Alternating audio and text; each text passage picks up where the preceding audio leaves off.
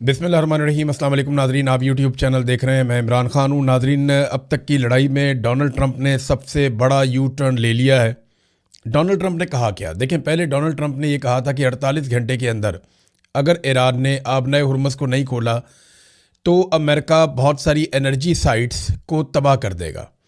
Iran की वो तनसीबात तबाह कर देगा जिसके ज़रिए से पूरे ईरान में बिजली, गैस इसकी फराहमी हो रही है, और ये बहुत बड़ा नुकसान होगा। इसके नतीजे में ईरान ने भी वापस धमकी लगाई थी कि ईरान भी बड़ा शदीद नुकसान करेगा।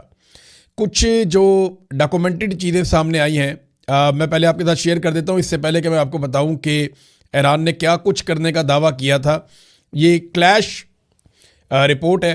ये बताती है जनाब कि ईरान ने रिटेलिएशन में जिन टारगेट्स को शॉर्टलिस्ट किया था कि इनके ऊपर अटैक करेगा, इसमें सऊदी अरब में 2 टारगेट थे। एक डीसैलिनेशन प्लांट था जहाँ पे वो पानी को, समंदर के पानी को पीने के काबिल बनाते हैं, ये रासुल खैर में। उसके अलावा पावर स्टेशन था और एक वाटर प्लांट था अल शुएबा में। और इसके बाद यूएई के 2 टारगेट थे, उनको भी शॉर्टलिस्ट किया था। इनमें एक पीने का पानी का एक प्लांट था और एक न्यूक्लियर पावर प्लांट था बरका का।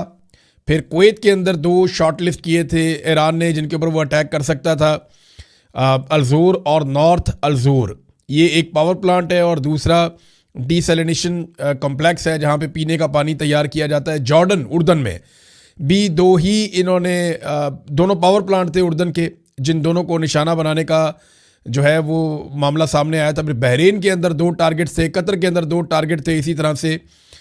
तो ये ईरान के टारगेट्स थे जो ईरान करने जा रहा था। उसके बाद फिर ईरान ने एक और भी तंबीह की थी, एक वार्निंग जारी की थी कि अगर जजीरों के ऊपर हमला किया गया, ईरान के पास जजीरे भी है ना, अगर जज़ायर के ऊपर हमला किया गया तो तमाम आबी रस्तों में बारूदी सरंगें भी बिछा देंगे।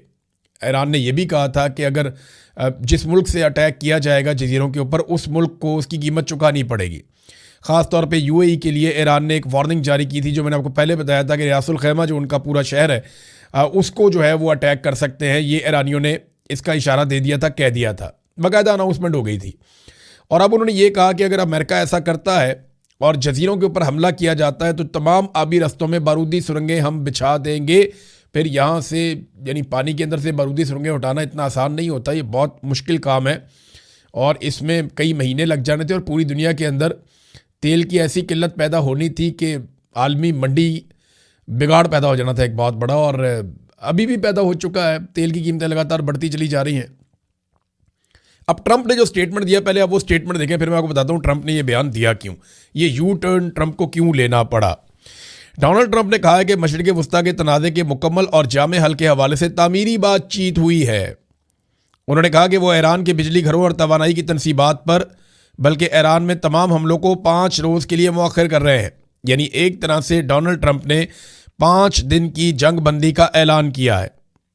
अमरीकी सदर ने अपने सोशल मीडिया ट्रुथ सोशल पर जारी एक हालिया बयान में कहा है कि मुझे ये बताते हुए खुशी महसूस हो रही है कि अमेरिका और ईरान के दरमियान गुज़िश्ता 2 दिनों में मशरिक़ वस्ता में जारी कशीदगी के मुकम्मल और जामे हल के हवाले से नहायत मुस्बत, नतीजा खेज़ और तामीरी बातचीत हुई है।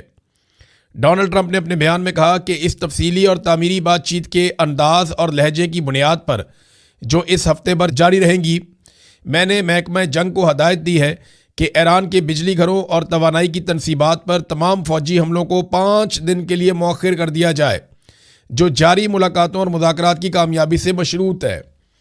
अच्छा, ये कहते हैं जी हमारी बातचीत शुरू होगी ईरान के साथ। अब जुम्मे वाले दिन का जो स्टेटमेंट है डोनाल्ड ट्रंप का, वो ये स्टेटमेंट था कि हम तो ईरान से बात कर ही नहीं सकते। उसकी वजह यह है कि ईरान की कोई ऐसी क़यादत मौजूद ही नहीं है। हमने तो सारे बंदे मार दिए, तो हम बात किससे करें। ये डोनाल्ड ट्रंप आज से 3 दिन पहले कह रहे थे। आज डोनाल्ड ट्रंप कह रहे हैं जी हमारी उनके साथ बातचीत हो रही है। किन के साथ बातचीत हो रही है कुछ नहीं बताया गया, जबकि ईरान ने इसके हवाले से कैटेगोरिकली कह दिया कि हमारी कोई बातचीत नहीं हुई।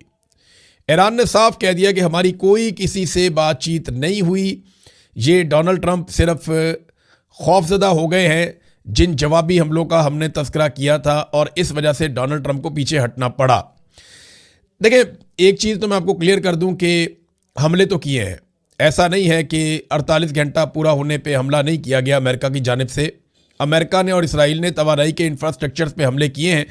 और डोनाल्ड ट्रंप ने जब ये धमकी दी थी कि उसके बाद ही फौरी तौर पे जब उन्होंने कहा डोनाल्ड ट्रंप ने कि हम ये हमले करने जा रहे हैं एनर्जी की तनसीबात पे, और फिर ईरान ने कहा कि हम वापस हमले करेंगे, तो इसके फ़ौरन बाद आलमी सतह पे तेल की कीमतों में भी इजाफा हो गया और स्टॉक मार्केट में भी बड़ी शदीद मंदी आई दुनिया में। अब इसका दबाव अमेरिका के ऊपर पड़ा, डोनाल्ड ट्रंप के ऊपर पड़ा, तो फिर डोनाल्ड ट्रंप को यू टर्न लेना पड़ा अटैक करने के बावजूद। ईरान ने अभी रिटेलिएशन करनी है, जितना अटैक इसराइल ने और अमेरिका ने ईरान के ऊपर किया, अभी ईरान ने अपना वादा पूरा करना है। लेकिन जो बड़ी तबाही फैलाने का एक अल्टीमेटम था वो डोनाल्ड ट्रंप ने वापस लिया। तो बड़ी वजूहत मैं आपको बताया, तो एक तो आलमी मंडी में तेल की कीमतें बहुत बढ़ गई थी, गैस की कीमतें बहुत बढ़ गई थी और स्टॉक मार्केट एकदम गिरना शुरू हो गई थी। फिर दूसरा ये है कि ईरान का एनर्जी इंफ्रास्ट्रक्चर तबाह करना इतना आसान काम नहीं है, ये बहुत कम्प्लेक्स है, बड़े अजीब तरीके से ये काम करता है और कई मुल्कों के साथ जुड़ा हुआ है, तो बड़ा तवील तरीन है ये। तो इसको मुकम्मल तौर पे तबाह करना इतना आसान नहीं है, अमेरिका को बहुत एफर्ट करनी पड़ेगी, ये बहुत लंबा टाइम लगेगा इस काम में। और तीसरा ये है कि ईरान ने जिन अहदाफ को निशाना बनाने का ऐलान किया वो मलबा भी अमेरिका पर गिर जाना था अगर वो ये करते हैं तो। चौथा ये है कि ईरान की साख अब ऐसी बन चुकी है कि जो ईरान कहता है वो कर देता है, लिहाजा इस वजह से ये डर था कि ईरान ने जो कहा है ये पीछे नहीं हटेगा। और पांचवी वजह यह है कि अमेरिका को अब ये लगने लगा है कि अरब ममालिक इस लड़ाई के बिल्कुल किनारे पर आकर खड़े हो गए, किसी वक्त भी अरबों को इस लड़ाई का हिस्सा बनाया जा सकता है। तो अमेरिका ये चाहेगा कि अब जो भी करना है अरब उसमें बराबर के हिस्सेदार हों, और ऐसा लगता है कि अरब ममालिक इसमें शामिल हो जाएंगे। एक तो सऊदी अरब ने कहा कि जो उम्रा ज़ायरीन आए हुए हैं वो 18 तारीख तक निकल जाएँ सऊदी अरब से, और सऊदी सरजमीन को वो छोड़ दें, वो यहाँ से चले जाएँ, उसमें तो भी टाइम लगेगा। लेकिन यहाँ पे एक ख़बर है मेरे पास, और ये अहम खबर है, बड़ी खबर है। Saudi Arabia opens King Fahd airbase to United States forces as Iran war shifts west. अब ये जो खबर दी गई है ना, ये खबर आती है रियाद से, और ख़बर ये बताती है कि सऊदी अरब ने ताइफ के अंदर जो किंग फहद एयरबेस है वो देने का फ़ैसला किया अमेरिका को। याद रखिएगा ताइफ बिल्कुल करीब है मक्का मुकरमा से, तो यहाँ पे हरमैन शरीफैन बहुत करीब आ जाते हैं, और इन जगहों पे बहुत सारे मुकद्दस मकामात हैं, यानी ताइफ के रास्ते में, ताइफ में आसपास बहुत सारे मज़ारात हैं, बहुत सारे मुकद्दस मकामात हैं इन इलाकों में। तो यहाँ पे जब जंग शिफ्ट की जाएगी या यहाँ पे अमेरिका को बेसिस दी जाएंगी तो ईरान के लिए बड़ा चैलेंजिंग होगा यहाँ पे खालिसतन आके उन बेसिस को निशाना बनाना। देखें ना, ईरानी मिसाइल तो हवा में आता है, आप उसको जहाँ पे इंटरसेप्ट करते हैं वहाँ गिरता है, उसका मलबा या उसका बारूद वहाँ गिरता है। तो किसी भी ऐसी जगह पे गिरेगा तो मुसलमानों के जज्बात जो हैं वो भड़काए जा सकते हैं। सारे मामले में सऊदी अरब को भी गुरेज करना चाहिए था, इतना मुकद्दस मकामात की तरफ नहीं लेकर जाना चाहिए था लड़ाई को, या अमेरिका को वहाँ पे बेसिस नहीं देनी चाहिए थी। लेकिन अब वो क्योंकि बेसिस वहाँ पे चली गई हैं तो ईरान का हमला वहाँ जाएगा या नहीं इसके बारे में मैं कुछ कह नहीं सकता अभी आपको फ़िलहाल। लेकिन सऊदी अरब ने ऐसा किया है कि हरमैन शरीफैन के करीब जो है 85 किलोमीटर का टोटल फासला है खाना काबा से ताइफ का, जहाँ पे ये एयर बेस है, और वहाँ पे अमेरिका को एक सहूलत दी है मुबैना तौर पर। ईरान ने एक बड़ा क्लैरिटी के साथ वादे किया है, और जो फारस न्यूज़ जुड़ा हुआ है ईरानी फोर्सेस के साथ, उसने कहा जी कोई अमरीकी सदर से हमारा राब्ता नहीं हुआ, और ये अमरीकी सदर सिर्फ डर के मारे झूठ बोल रहे हैं, असल बात ये नहीं है। अच्छा, इसमें ना इसराइल और अमेरिका इस वक्त भी शदीद हमले कर रहे हैं ईरान पे। ऐसा नहीं है कि जंगबंदी हो गई है, तेहरान पे ताबड़तोड़ हमले किए गए हैं और लगातार हमले हो रहे हैं। ये बातचीत जो है ना वो ये सिर्फ एक बहाना है, और मुझे ऐसा लगता है कि डोनाल्ड ट्रंप और इसराइल पूरी कोशिश करेंगे कि किसी तरह अरब ममालिक इस जंग के अंदर शामिल हो जाएं। अब अगर ऐलानिया तौर पे अमेरिका को अड्डे दिए जा रहे हैं तो अरब ममालिक पाकिस्तान को भी कहेंगे कि फ़ौरन आओ और इस लड़ाई का हिस्सा बनो। पाकिस्तान सऊदी अरब जाके वहाँ से इस लड़ाई का हिस्सा बनेगा, या पाकिस्तान अपनी सरहदों से भी ईरान के लिए मुश्किलात पैदा करेगा, इसके बारे में हम नहीं जानते। लेकिन पाकिस्तान के आर्मी चीफ ने कैटेगोरिकली शिया उलमा इकराम को बुलाकर यह कह दिया कि मुझे यहाँ पे कोई पंगा पाकिस्तान में नहीं चाहिए, और जो लोग ये करेंगे उनको फौजी अदालतों के अंदर ले जाया जाएगा। उनको काफ़ी थ्रेट किया, उनकी डांट डपट भी हुई, वो काफ़ी नाराज़ हैं कि हमारे साथ तौहीन में सलूक किया गया, हालांकि हम आलम दीन थे, प्यार से बात की जा सकती थी। लेकिन अच्छा, कुछ ये भी मौलवी कह रहे हैं नहीं जी हमारे साथ बड़ा अच्छा सलूक हुआ है, लेकिन जो ये कह रहे हैं हमारे साथ बड़ा अच्छा सलूक हुआ उनकी बात ही कोई नहीं सुन रहा। अब एक और काम भी शुरू हो गया है, पाकिस्तान की मिलिट्री एस्टेब्लिशमेंट के ज़ेरे निगरानी या ज़ेरे असर चलने वाले जो डिजिटल प्लेटफॉर्म है उनके ऊपर कलअदम तंजीमों के लोगों के इंट्रोड्यूस किए जा रहे हैं। ये बड़ी ढिठाई और बेशर्मी वाला काम किया जा रहा है। वो कलदम तंजीमें जिन्होंने पाकिस्तान के अंदर खून बहाया, उनके जो बंदे हैं उनके इंटरव्यूज़ चलाए जा रहे हैं पाकिस्तान की फ़ौज के ज़ेरे असर चलने वाले मुख्तलिफ डिजिटल प्लेटफॉर्म्स के ऊपर, सिर्फ इसलिए कि क्योंकि यहाँ पे शिया है तो ये शिया सुन्नी का मामला हो जाएगा। देखिए, ये शिया सुन्नी का मामला नहीं होगा, जितनी मर्जी कोशिश कर लें, क्योंकि ईरान की लड़ाई इसराइल और अमेरिका के साथ हुई थी। उसने इसराइल और अमेरिका के साथ लड़ाई लड़नी है, उसकी अरबों के साथ लड़ाई नहीं हुई। अगर अरब ममालिक ईरान पे हमला करते या ईरान अरब ममालिक पे अटैक करता, वो एक लड़ाई चलती, इसराइल और अमेरिका इसका हिस्सा ना होते, तो पाकिस्तानी किसी और तरह शायद सोचते, डिवाइड भी हो जाते। लेकिन यहाँ पे एक शिया सुन्नी इत्तेहाद देखने में आया जो तारीख में कभी भी ऐसा नहीं हुआ। ये पहली मरतबा ऐसा हुआ है, इससे पहले हमने कभी ऐसा नहीं देखा। रूस ने एक बड़ा अहम मामला उठाया है इस वक्त, और रूस ने अमेरिका से बात भी की है कि इसराइल की जानिब से बुशहर न्यूक्लियर प्लांट के करीब जो अटैक किया गया, जिसके बदले में डेमूना न्यूक्लियर पावर प्लांट के करीब ईरान ने अटैक किया था। ईरान ने लगभग कोई 8 किलोमीटर दूर किया था, इसराइल ने काफ़ी करीब अटैक किया है बुशहर में, जो न्यूक्लियर तनसीबात हैं उनके पावर प्लांट है वहाँ रशियन काम भी करते हैं। तो रशिया ने खबरदार किया कि ये इंतहाई दर्जे की गैर जिम्मेदारी है और ये इंतहाई ख़तरनाक बमबारी की गई है, इससे रेडिएशन हो सकती है, और उन्होंने अपने तहफ़्फ़ुज़ात बताए। ये अल जज़ीरा की एक खबर है, उसके मुताबिक रशिया ने अमेरिका को कहा कि ये आग से खेलने वाला काम है और ये इसराइल को अमेरिका रोके ये हरकत करने से। अमेरिका का नाज़रीन एक और तैयारा गिरकर तबाह हो गया। ये कुवैत में एक अमेरिकी फ़ाइटर जेट गिर गया है। तो अब तक की इतला के मुताबिक जो दस्तयाब डाटा है, अमेरिका के टोटल 17 जेट तैयारे या एयरफोर्स के जहाज़ जो हैं वो गिरकर तबाह हो गए हैं। ख़राब होने वाले 6 इसके अलावा हैं और बाकी नुकसान उनका अलग से हो रहा है। तो ये लड़ाई तो डोनाल्ड ट्रंप के लिए एक डरावना ख्वाब बन गई है। देखें ना, इतने तो जेट तैयारे अमेरिका के अफ़गानिस्तान और इराक की और लीबिया की लड़ाइयों में तबाह नहीं हुए। तब ये 1 महीना पूरा नहीं हुआ ईरान के साथ, 1 महीना नहीं हुआ पूरा और इतने सारे तैयारे तबाह हो गए हैं। तो अमेरिकन एयरफोर्स के लिए ये आसान नहीं है इसको हज़म करना, ये बड़ी मुसीबत वाली बात है। नाज़रीन, इराकची का एक स्टेटमेंट है मेरे सामने, ये मैं चाहता हूँ कि आपको ज़रूर पढ़ के सुनाऊँ। और उन्होंने इसके अंदर कुछ ना डाटा बताया है। ये ईरानी वज़ीर ख़ारजा है, उन्होंने कहा जी मुझे एक बात वादे करने दें, मिस्र में से एक स्वेज़ कैनाल गुजरती है। मैंने आपको बताया था ना, मिस्र के बीच में से एक नहर गुजरती है, उसको स्वेज़ कैनाल कहते हैं। वो कहते हैं वहाँ से गुजरने के लिए 2 लाख से लेकर 7 लाख डॉलर तक फ़ीस वसूल की जाती है, जबकि बड़े कंटेनर्स जब वहाँ से या ऑयल टैंकर्स वहाँ से गुजरते हैं तो ये रकम $1 मिलियन से भी तजावज़ कर सकती है। यानी मिस्र पैसा लेता है जो वो अपने रास्ते में से जहाज़ गुजारता है तजारत के लिए।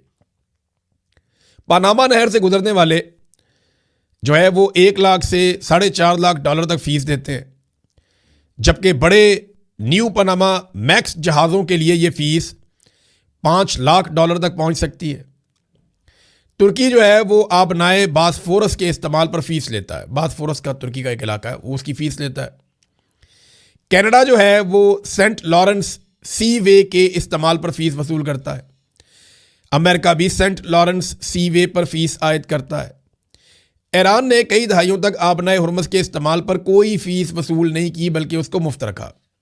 इतनी बदनामी, पाबंदियों और आलमी तन्हाई के बावजूद, और फिर भी आप ये चाहते हैं कि मैं ये मान लूँ कि यहाँ बुरा किरदार ईरान है। बड़ी गहरी बात उन्होंने की कि पूरी दुनिया अपने समुद्री रस्तों से जब कोई शिप्स गुजरते हैं तो उनसे पैसे वसूल करती है, उनसे टोल टैक्स लेती है। टोल टैक्स आप कहते हैं ना, वो लेती है। लेकिन ईरान नहीं लेता। ईरान ने मुफ्त गुजरने दिया सबको, लेकिन फिर भी ईरान का किरदार बहुत बुरा है और ईरान का अपना तेल वहाँ से नहीं गुजर पा रहा था। ईरान के ऊपर पाबंदियाँ लगाई गई थी। अमेरिका में डोनाल्ड ट्रंप के खिलाफ एक बड़ा एहतजाज प्लान किया जा रहा है 28 मार्च को। इसकी तफसीलात मैं आपको 1-2 वीलॉग आगे जो आने वाले हैं उनमें बताऊंगा कि अमेरिका में डोनाल्ड ट्रंप की पॉलिसियों के खिलाफ कैसे अमेरिकन इकट्ठे हो गए हैं और कितने बड़े पैमाने पर वो एहतजाज करने का इरादा रखते हैं। श्रीलंका के हवाले से ईरान ने एक बड़ा शानदार काम किया, क्योंकि श्रीलंका ने एक एहसान किया था ईरान पे। जब इंडिया में बहरी मशक़ें करने के बाद ईरानी फ़ौजी निकले तो वहाँ पे आगाह कर दिया गया अमेरिकन को कि जनाब ये निकल गए हमारी हदूद से। तो अमेरिकन ने वो शिप तबाह कर दिया। तो इस मौके पे श्रीलंका ने उनको रेस्क्यू किया था, उनके शोहदा की मदद की थी ईरानियों के। तो ईरानियों ने श्रीलंका के लिए ये सहूलत दे दी है कि आबनाए हुर्मुज़ में उन्हें मुकम्मल छूट है, वो अपने जितने मर्जी कंटेनर ले जाएं जैसे मर्ज़ी वो इसे इस्तेमाल करें। तो ये उन्हें जो है ना इनाम दिया है ईरान ने, और ये अच्छी बात है क्योंकि उन्होंने बड़ी मदद की है उन लोगों की जो बहुत मुश्किल में थे। अब नाज़रीन, आखिर में मैं सुहेल अफरीदी साहब गए वहाँ पे क्वेटा में, वहाँ उन्होंने एक जलसा किया मशीन में, और सुहेल अफरीदी का जलसा तो लंबा चौड़ा है, बहुत सारी बातें उन्होंने की हैं, लेकिन असल बात वही है जो मैं आपको बार बार बता रहा हूँ कि ये अवामी तहरीक नहीं है, ये स्ट्रीट मूवमेंट नहीं है, ये जलसा जुलसा है, ये तो आप खेलते रहें। इमरान खान मकबूल आदमी, जहाँ पे आप जाएंगे लोग निकल ही आएंगे, लेकिन यह कि बलूचिस्तान को छेड़ना ज़रूरी था, पेंडिंग था। सुहेल अफरीदी को बार बार उनकी पार्टी के लोग कह रहे थे कि आप पंजाब गए, सिंध गए, बलूचिस्तान आए, तो सुहेल अफरीदी बलूचिस्तान भी चला गया। अब वहाँ पे बलूचिस्तान की जो पाकिस्तान तहरीक इंसाफ है उन पर बड़ा शदीद क्रैकडाउन हुआ, बड़ी मुसीबतें उनके ऊपर आई, लेकिन फिर भी उन्होंने जलसा कर लिया। अब जो काबिल ज़िक्र बात है जो सुहेल अफरीदी ने वहाँ पे कही, वो मैं एक बात आपको पढ़ के सुना देता हूँ। अदरवाइज़ इससे इमरान खान की रिहाई नहीं होनी जलसों से। वो जब तक ये वो रिहाई फोर्स बनाने वाला अपना पूरा एक एलिमेंट है उसको मुकम्मल नहीं करेंगे, जब तक कि हकीकी स्ट्रीट मूवमेंट नहीं चलाएंगे, गली मोहल्लों तक नौजवानों को इकट्ठा नहीं करेंगे, जब तक कि लाखों नौजवान इनके साथ नहीं चलेंगे और पूरा पाकिस्तान नहीं निकलेगा, इमरान खान ऐसे बाहर नहीं आएगा। या तो इमरान खान को डील करनी पड़ेगी, या आसिम मुनीर साहब के ऊपर शदीद तरीन दबाव डालना पड़ेगा, या फिर अवाम अपनी ताकत के ज़रिए से एक मूवमेंट बनाए और इमरान खान साहब बाहर आएँ। अच्छा जी, अब सुहेल अफरीदी साहब ने जो सबसे अहम बात की वो ये कि अगर हम अफ़गानिस्तान की बात करते हैं, अफ़गानिस्तान की पॉलिसी पर जो ये बंद कमरों में पॉलिसी बनाते हैं, हम उस पर तनकीद करते हैं तो ये हमें कहते हैं अफ़गानिस्तान चले जाओ। जब हम इनके बंद कमरों की पॉलिसी पर तनकीद करते हैं कि ईरान के मामले में कौम को और पार्लिमान को एतमाद में लो, तो ये कहते हैं ईरान चले जाओ, ये पाकिस्तान तुम्हारे बाप का है, ये पाकिस्तान मेरा है, मैं हूँ इस पाकिस्तान का मालिक, मैं हूँ पाकिस्तान का आम शहरी, और पाकिस्तान का आम शहरी ही रियासत है, रियासत है, रियासत है। सुहेल अफरीदी साहब ने ये पशीन के अंदर खिताब किया है। बहरहाल बाकी चीज़ें आपके साथ शेयर करते हैं। अब तक के लिए इतने, अपना ख्याल रखिएगा, अपने इस चैनल का भी। अल्लाह हाफ़िज़।